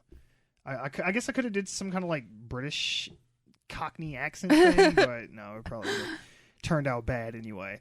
But in lieu of that, we are going to be reviewing The Gentleman, and if you guys haven't listened to one of our reviews before, normally we would do non-spoilers at the front and then spoilers at the back, but I think we can talk about the movie broadly enough to where you can get a good gist of what's going on without necessarily having to spoil it. And if you've seen the movie already, then you'll get the gist. But the lovely A-Train has joined me to help do this review. Thank you. You're welcome. So just kind of give you like a little synopsis. Michael Pearson, or Mickey, who some people call him, played by Matthew McConaughey, is an American who goes overseas to Britain to, I believe, go to school. And then he ends up becoming like the drug kingpin of Britain as far as weed goes. Yeah. And that's all he sells is his weed and, then his gang shit that he does. But, and there's like other families who, like do the heroin and cocaine and, there's like the Russians and the Chinese and stuff like that. And he is looking to get out of the game. He's a bit older. He's looking to retire and sell his business and settle down, have a family. Yep. And a rival gang is trying to make him sell it. Yeah. And they're trying to pressure him, and then the story ensues from there. One of the things I really enjoyed about this was the style of the movie. Like, not only the way it was shot, but the fashion and stuff. Like, everybody was real dapper as shit. Oh, like, yeah. It's like if you're watching The Kingsman. Right. I was like, man, I was so jealous. Like, some of the suits and shit they was wearing here, I was like, oh, I need that vest in my life so bad. I was like, you don't even understand. I'm shocked you didn't like that, like, checkered, like, track jacket that all the guys were wearing. I'm not a big tracksuit person per se, but some of those tracksuits were kind of dope. I'm not gonna lie. Like they like everybody, even like the kind of just like random throwaway characters. Like there's some kids that they run into at some point and they're trying to get some stuff from them and they don't want to give it to them. And like even them, like even they're dressed like pretty fly. Like street clothes and shit. And I was like, okay. I was like, I see you, but Guy Ritchie, he really does have like a very specific like cinematic eye. I mean, say what you will about his movies, like all his movies always look really good. So I'll always give him that. And then the way he tells stories as well, he kind of has like a thing because he has a penchant for rewinding things or putting stuff in slow motion or doing things out of order. So like a lot of his movies are that way, but I think that's what makes, his gangster movies. Are you talking about like how the beginning of the movie started? And... Yeah. Where like you may see something out of order and then, you have to catch up to that point to understand like the context of what just happened. Yeah. Or, And I think that's what sets this movie apart from like other gangster films, and what just it's kind of tropey to a point, but I think it's well implemented here. This has who do we say? There's Matthew McConaughey, Charlie Hunnam, Colin Farrell, Hugh Jackman. Hugh Jackman is not in this movie. Not Hugh Jackman. Hugh Grant is in this movie. Wow, from like Wolverine is nowhere to be seen on the screen. I promise you. Michelle Dockery. Yep. Jeremy Strong. Yep. Yeah, no, there's quite a few really good actors in this, and I think that they all play well off each other. Like some characters, like for example, Colin Farrell. He is more of a supporting character, but when he is on screen, he chews it up, and I was really gonna say like him. I enjoyed his character. Yeah, no, he was really funny. Like. It was surprising how comedic the characters were, though. Yeah. in how comedic the movie was overall, because it deals with some pretty dark subject matter. Because I mean, don't get it twisted.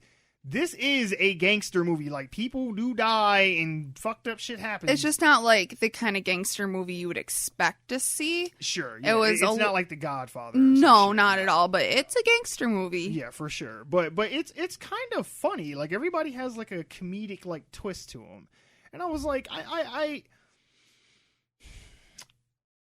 I could understand how some people would maybe have a problem with that, seeing as how maybe they'd go like all the characters all feel the same. Mm-hmm. But I think that their voices, like, they're written different enough to where their interactions with each other, they have their own distinct personalities, but they all do have this kind of like jokey back and forth bantery dialogue between each other, which is, it's fine. It doesn't bother me, but I guess that could be a critique of some of the characters, is they all kind of feel like they're on the same tone. Yeah. The way they talked, though. Yeah, no, you were really surprised. You commented on that a lot throughout the movie about how much they say The C word. They need a C word counter. Yeah. Or there's some fuckery. Yeah, no, I was going to say, there was something his wife says in the movie that cracked us the fuck up. There's something going on, and she's like, oh, there's something fishy about this, Matthew McConaughey says that, he's like, yeah, there's something fishy. She's like, yeah, no, there's some fuckery afoot, and we screamed. That shit was hilarious. Mm-hmm. I was like, oh my god. But it was just like little things like that, which I don't even know if that was meant to be like a funny joke, or if that's just like written just to be a flat line. The way they talk, though, like, they don't limit themselves at all. Like, they just come off cuss words and all. Oh yeah. Just like every 2 words. Well, it was funny to me that you were very surprised at the language in the movie, and I was like, yes, this is a bit more heavier on the cunts and the fucks and shit like that, but I think that we as Americans might have like a misconception of like what English people are like. Yeah. Like hoity-toity, Britishy, like, oh yes, very the gentleman and shit. And he's like, oh, you fucking cunt and all this shit. And it's like, yeah, like they'll drop that shit in a heartbeat and don't give a fuck. It's interesting to me, like when you can have a bunch of characters like that all come together in a way where like the actors' egos don't necessarily get in the way. Because I mean, there's people that are in this movie that have been in the game for quite a while, and it's just cool to be able to see them just kind of like set their egos aside at the door and just be like, like, I'm here to just be like a character actor right now. Like, I'm playing a character. Like, it's not like, oh, bitch, I'm Colin Farrell, I demand this, that, and the other, whatever screen time. It's like, no, like, I'm here and I'm gonna play this little bit character and do my thing and get in and out and be done. Yeah, exactly. And not try to hog the spotlight, but still, embellish enough to where you were looking forward to the next time his character pops up. He makes his presence known. Yeah. What did you think about Hugh Grant? Oh my god.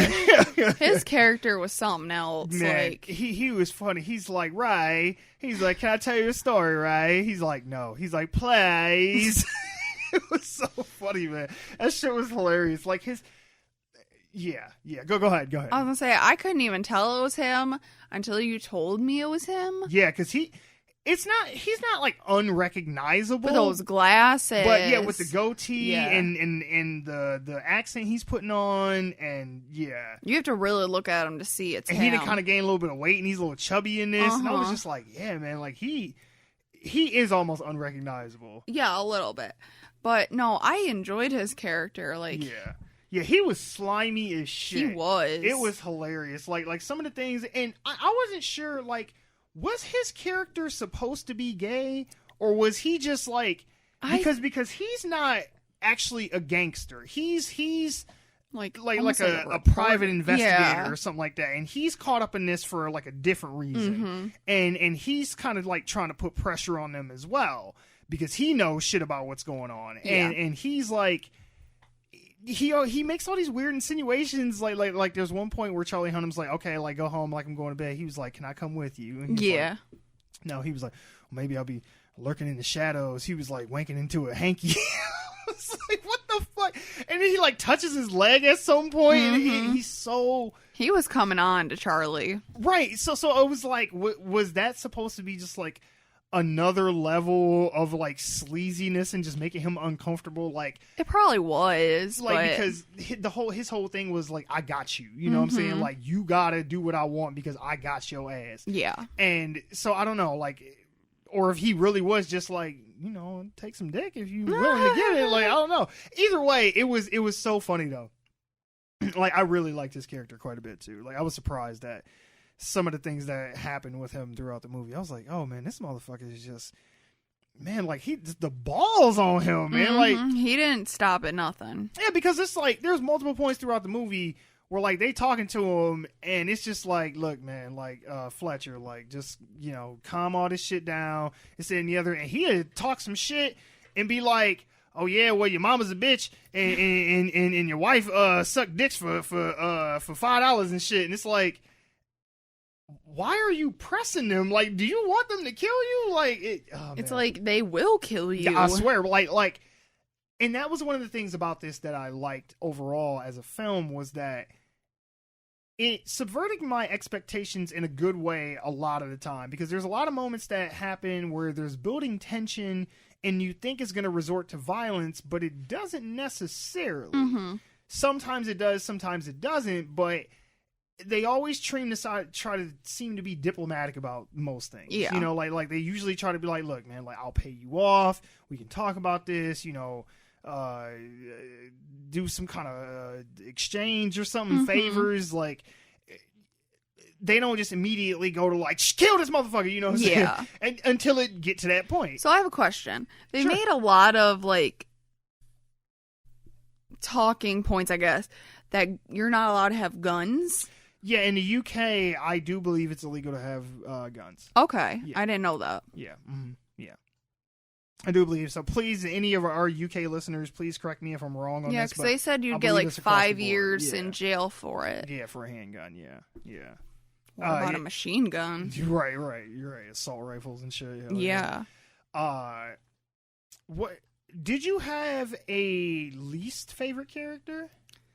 I didn't like the skinny dude. Was his name Matthew? Oh, Michael's business partner. Yeah, Okay. I didn't like him. I thought he was Worm.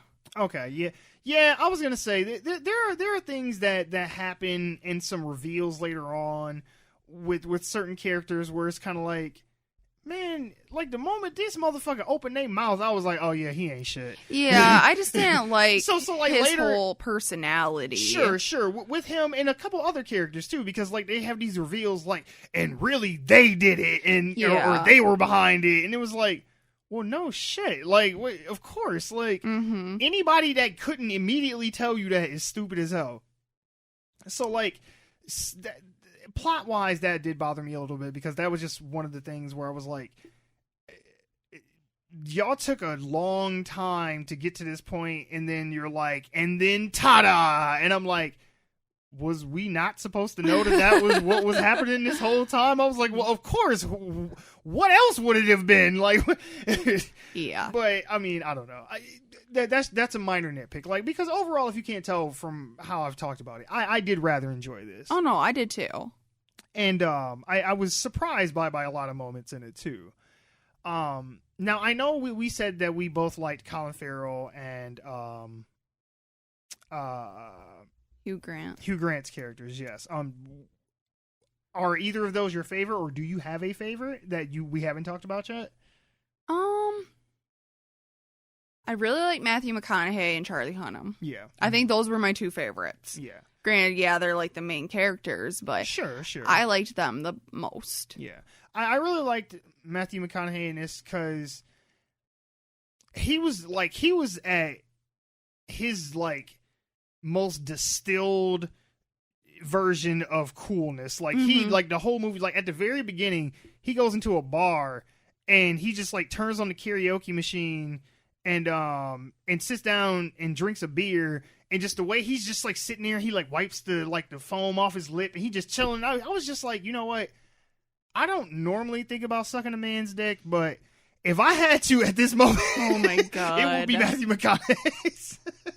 jeez. No, but he was just so cool and suave like throughout the whole movie, and I thought that was really cool. Like, he had like the easiest part of everybody. He was like, "Oh, I just get to be the cool motherfucker and get to flip the fuck out occasionally and beat the shit out of somebody." So it was his whole thing. It was, he's the king and he's the lion and shit like that. And yeah, like he had some pretty fun moments too.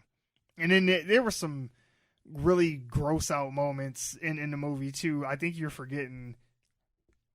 There's a moment or two where there's like some gross shit that happens, and you're just like, "Oh wow, this is nasty," and it stays on it for a long time too. I don't even know what you're talking about. There's a character that gets sick multiple times. Oh yeah. And it's yup. yeah. They showed a little too much of that. Yeah, I was like, "Oh wow, shit, all right." Plus, like, they Jesus. didn't. Well, they insinuated something happened later on in the movie, kind of as like blackmail, Okay. and that was pretty gross. They didn't show you what happened, but yeah. Like I said, but there's a few like pretty bad gross. and you could pretty much picture what was going on, and I'm like, oh, okay. Yeah, I wouldn't say. I don't think I said who my least favorite was. Probably my least favorite character would have maybe had been. I didn't like the toddlers, the kids. Oh yeah, the fighters. Yeah, okay. So Colin Farrell's a coach, and he coaches like some kind of mixed martial arts type shit. Something like that. Because it seems like it's just a boxing thing, but these motherfuckers doing backflips and karate kicks and all kind of shit, and I'm like, okay, no, this is clearly not just boxing. So I don't know what he trains. Yeah, but right, you're right to make music videos and shit. But either way, like they have some fun moments in the movie, but overall they just kept fucking shit up. Yeah, and it was just like, oh my god, like you're constantly sit down. Right. Constantly, somebody's got to bail your stupid ass out or some shit, and it's like, no, we gonna fix it, and it's like, please don't, please stop, please stop. I liked what happened with them. I just didn't care for them as characters.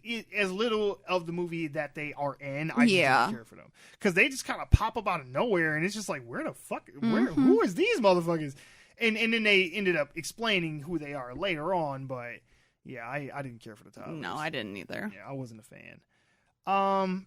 So outside of characters, there are a lot of like windy, not necessarily plot twists, but just unexpected roads that the movie goes down. Mm-hmm. And there's different things where you're like, oh, okay, where you think it's going to go one way, and then it kind of does, but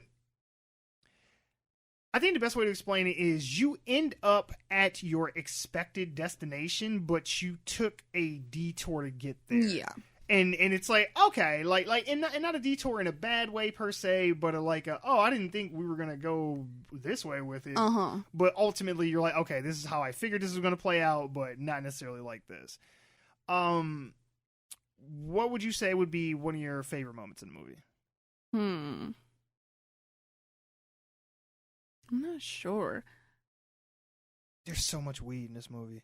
By the way, just so much weed, like, and it goes through like the process of like how he, how he grows it and stuff like that, because they talk about like how hard it is to hide it, especially nowadays. There's like Google Earth, and there's message boards and chat rooms and social media and Twitter, and everybody's got a camera phone, and it's like there's drones and helicopters and stuff like that. It's like anybody can find your shit nowadays, so it's like hiding it is paramount, and doing that is next to near impossible anymore. So the way they explain how his operation works, I thought was really cool. That was probably my favorite moment. I liked it when like Fletcher came over to like Ray's house, and he was like explaining like how much he knew. So pretty much like his whole arc through you. Pretty much, Your favorite part was just following him throughout. Yeah. Telling the story. Yeah, because he's basically the narrator of the movie. Yep. He is trying to basically blackmail them, and he is like, hey, I know all this shit, and this is it. And then he is our unreliable narrator throughout the movie, because there are some things that he purposefully tells incorrectly and then changes throughout it, and you're just like, okay, so what actually happened now? And he's like, and I've got this book. Yeah, right. I know he's trying to like shop a script for a movie and Yeah. shit. No, man, he is something else. Yeah. Okay, so what would you say would be your worst moments?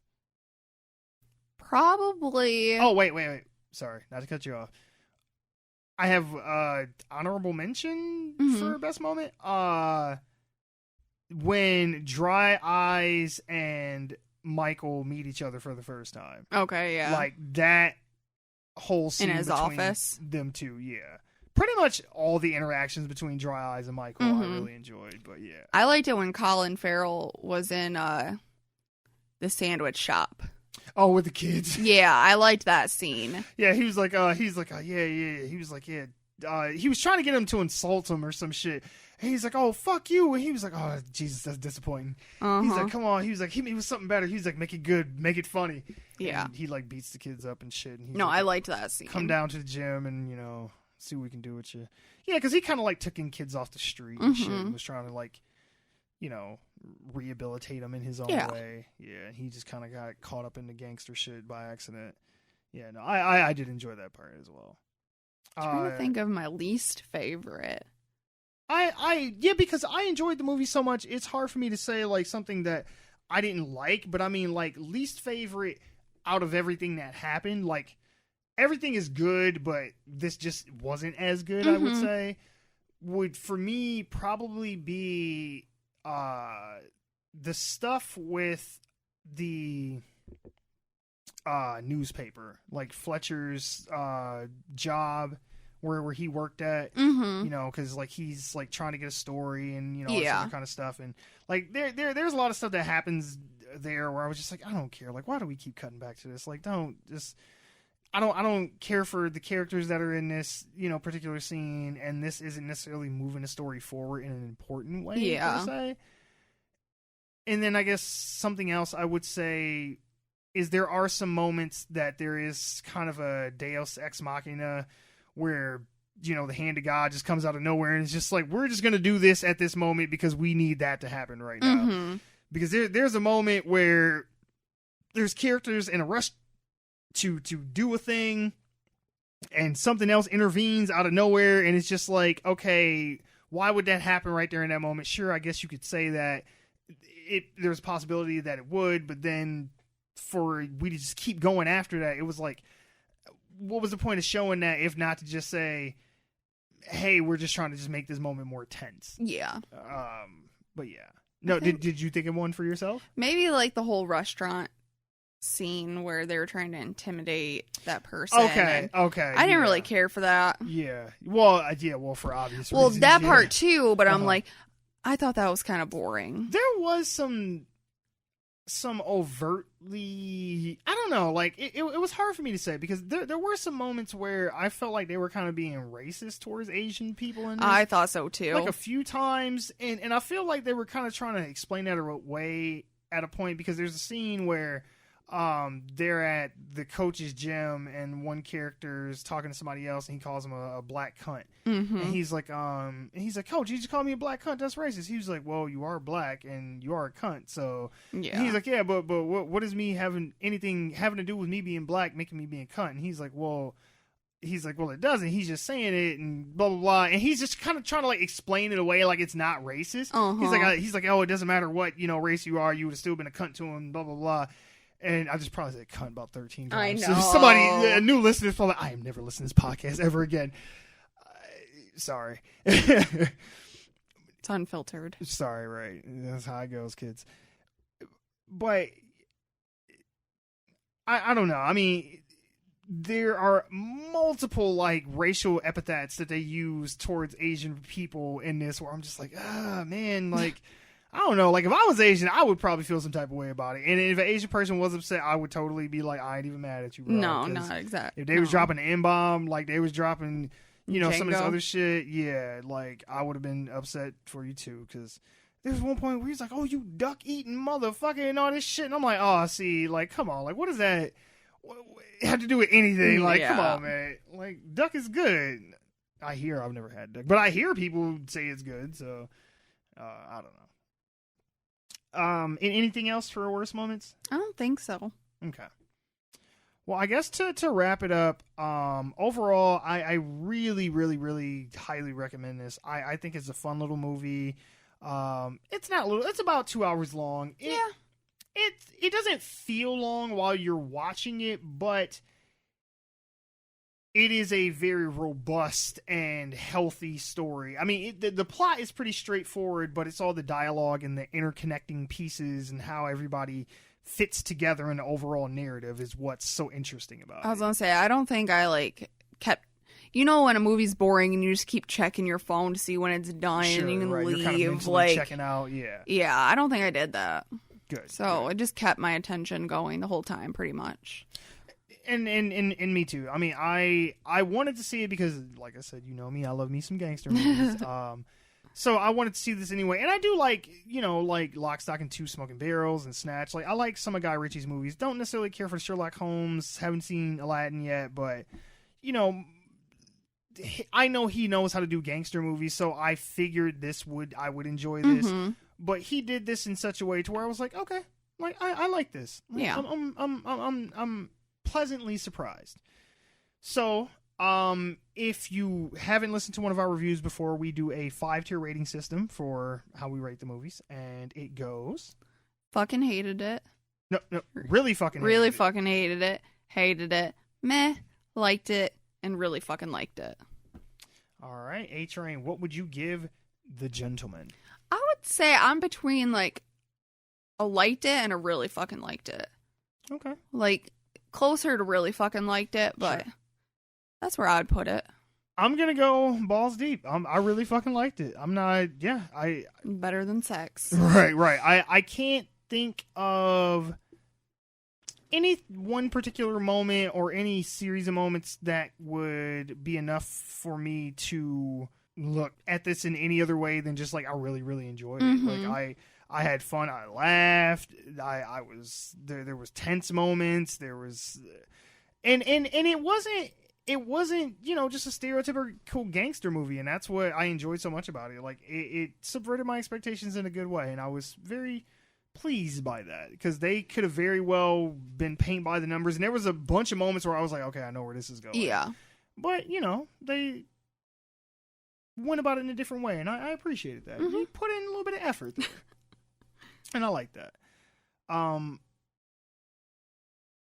Yeah, I would definitely say go check this out. I mean, like I said, this is definitely not getting the exposure that it deserves because I think a lot more people would go see this if they knew the kind of movie that they were getting. Yeah. And if it got a little bit more exposure, because like I said, media-wise, I didn't even know this was a movie. Yeah. Yeah. Right, I didn't even know it existed. Yeah. Exactly. I'm glad we saw it though. Yeah, no, me too. All right, but thank you for checking out one of our reviews, and we will talk to you guys next time. Peace. Well, that is going to be it for us, guys. Nate, go ahead and tell the people where they can find you. Yeah, you can find us again at ThreadX3 Productions. That's on YouTube. You can find us on podcast platforms under Nerd. It's N3RD and Noob, NEWB. We actually have any of you guys like Apex Legends, we've got the voice actor for Crypto that we're actually recording an episode with tomorrow. So that should be up either by Thursday or Friday at the absolute latest. But yeah, if you guys want to find out some information on that and kind of just hop in, we're really excited about getting him on. We've actually had, small plug, we've had 2 other voice actors from the game on there. JB Blanc, who plays Caustic, and the voice of Watson. So, yeah, so we're excited about that. All right, and as for us, as usual, you can always find us at our home, onegiantleapforgeeks.libsyn.com. We are on Apple Podcasts, Spotify, Google Play, or really anywhere else you get your podcasts. Make sure to show us some love, so take your little phalanges and go ahead and hit that like, subscribe, give us a rating, follow, review us, and all that shit. And if you have any comments, questions, or criticisms, you can always email us at officialoglfg@gmail.com. We also welcome, just saying hi. You can find us on Twitter at GiantLeap4Geeks. We are on Facebook as a show. We're on Reddit, Instagram. I am also on Twitter myself, so I am at Froggy Beaver. And really, if you want to find us, all you have to do is search for One Giant Leap for Geeks. All right, you guys have a good night. Bye.